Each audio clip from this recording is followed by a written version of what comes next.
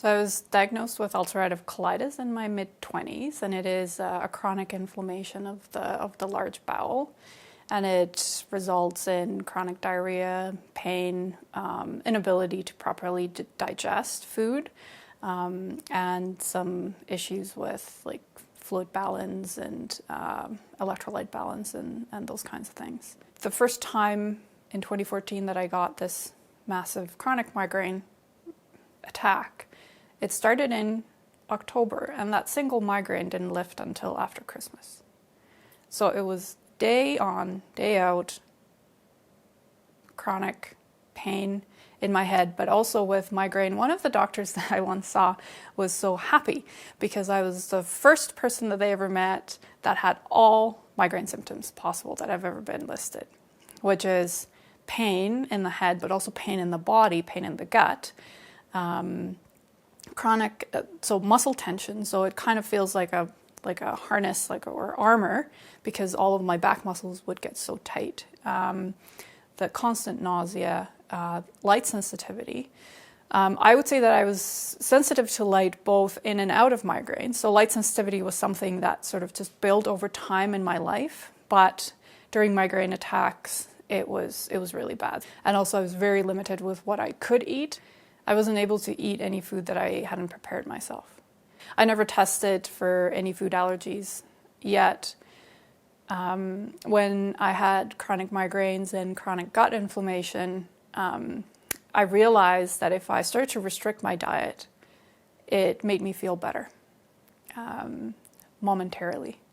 And then I would get sensitive to something else, and then I would have to drop that off as well. So it was this downward spiral, and I think that really reflects how it is linked to limbic system impairment. So it is linked to that threat recognition mechanism in our body. And so even though dropping one food would make my gut feel better for a moment, it didn't last, because then my body would find some other threat to react to. So I tried a lot of different things. I was trying to, even through my darkest days, I tried to maintain a curious mind, and my family and my friends were always on the lookout for something to try. I think I started with, just regular Western medicine, and had to keep on, taking medications and whatnot through my illness.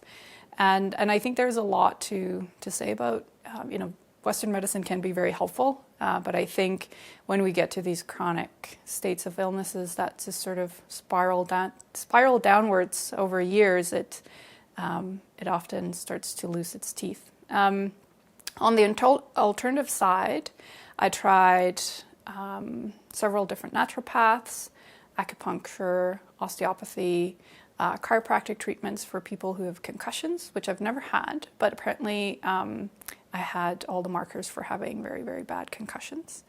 I tried different alternative therapies, and some of them, and I would say that all of these were somewhat helpful in some ways. I also tried functional medicine, orthomolecular medicine. Both of these are really based on taking a lot of supplements and doing a lot of detox. And as my condition worsened, I was less and less able to take any supplements. At the end, I was having to resort to taking IVs every week, which cost me a lot of money, but just to try to get some nutrition into my body. So I first heard about DNRS when I was visiting my family in Finland, and there was a big article in the local newspaper about Annie Hopper's work and how it had helped a mother and a daughter who had been suffering from different types of sensitivities. And everywhere I went during my trip home, everybody had cut out the article and they handed it to me and said, "You should read this and you should look into this." And I didn't really recognize myself in that article. I didn't really think that it was applicable to me. And I think it is because with my scientist mind, I had sort of put all my different things that I was suffering from into different silos or buckets, and I didn't really see the full picture. Like with a lot of the sensitivities that I had to chemicals, to foods, to light, to noise, to everything, I thought that those were just simply a symptom of the migraine. I didn't really see how they were related to how my brain was functioning. But then, as a result of reading the article and having, all of my helpful family and friends push this onto me, I read Annie's book, Wired for Healing. And I still wasn't entirely convinced that it would help me, because my illnesses were mine. And they were separate from what other people were going through. But then I decided to take the leap, and I ordered the DVDs.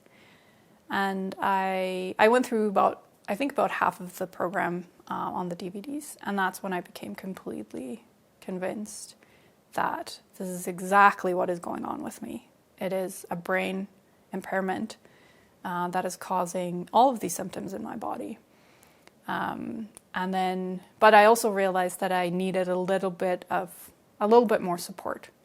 I didn't really have the energy. I didn't really have the ability to fully implement the DVD, to watch the DVD programs first of all, the full program on my own, and to actually put the practice in place. So then I signed up for an in-person seminar, and really I think I started seeing some changes already when I read Annie's book.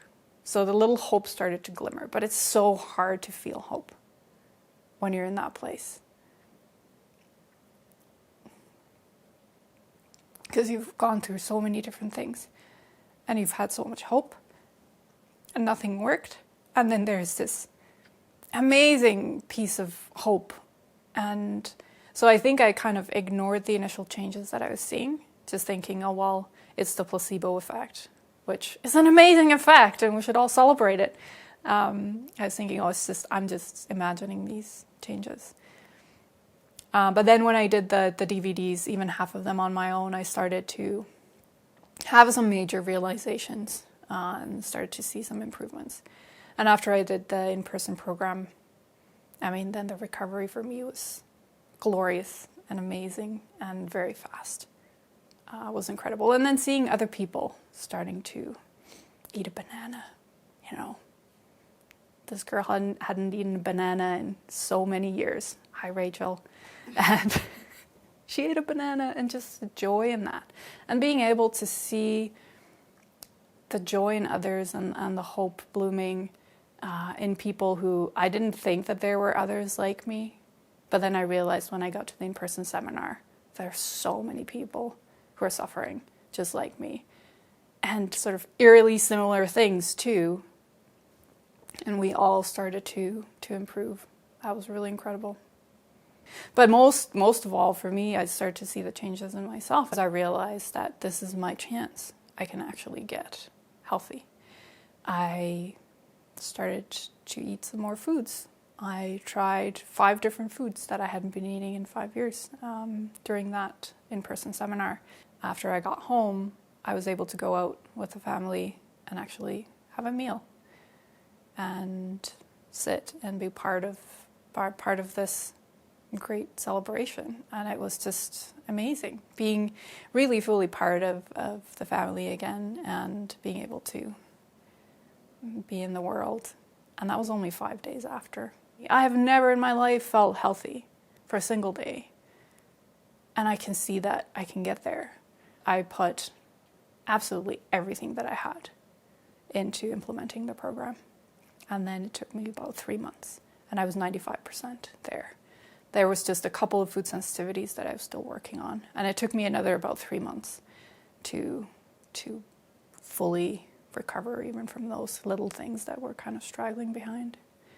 I was back to eating regular food, going out and enjoying food, going out for an ice cream and doing all these things. My ulcerative colitis cleared pretty much within a month after the program. And I stopped taking anti-inflammatories just kind of one at a time, and I didn't have any issues with that.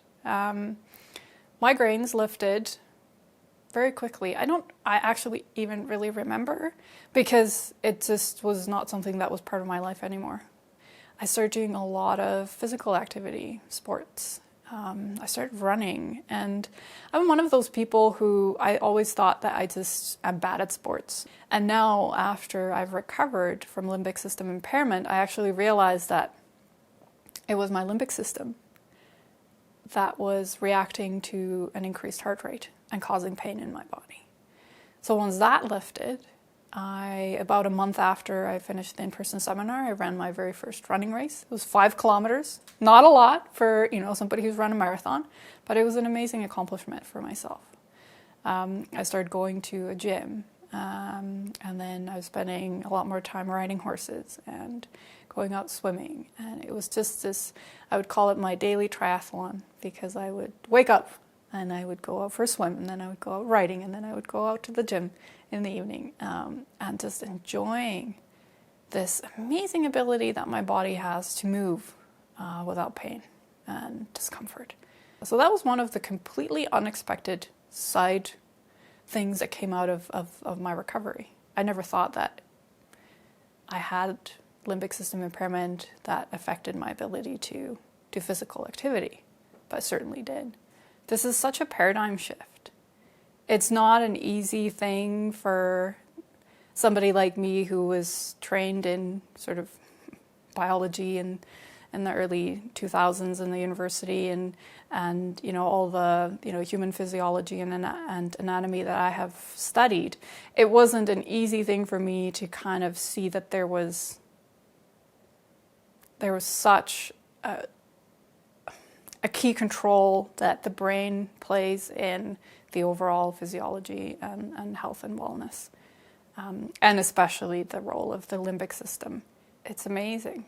Something that my life is amazing. I would have never been really able to even imagine what life looks like when you're completely healthy. But now I can see it, and it's glorious.